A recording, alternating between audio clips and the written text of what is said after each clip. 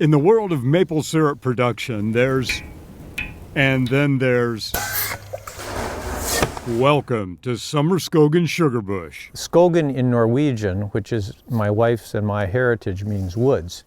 And so using our name plus Skogen, Summers Woods, Somerskogen.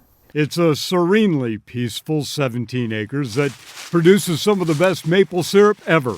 When Don Summers bought the land almost 30 years ago, there was an old cabin on the property. In the cabin was a shoebox filled with some old spiles and a drill bit.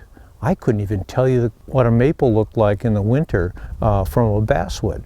We tapped 23 trees because that's how many spiles were in the box. The syrup bug had bitten the Summers family, and the rest, as they say, is history.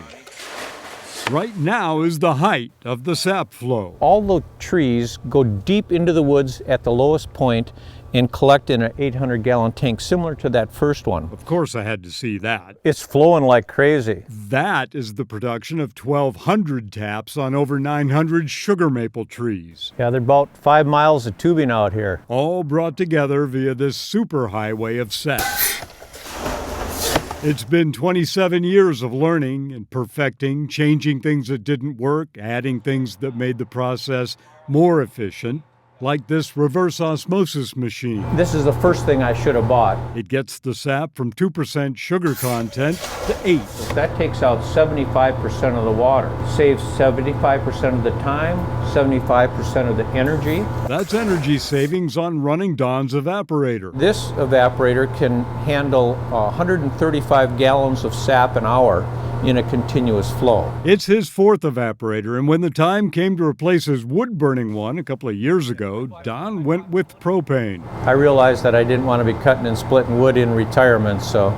The process is really a thing of beauty. We actually have it mechanized enough that my wife and I can handle the whole operation ourselves. The syrup they produce is beyond compare, with complex subtleties rivaling any fine wine. Well, we won first place in the last 2 years, the Minnesota Maple Syrup Producers meeting, so we're pretty proud of that.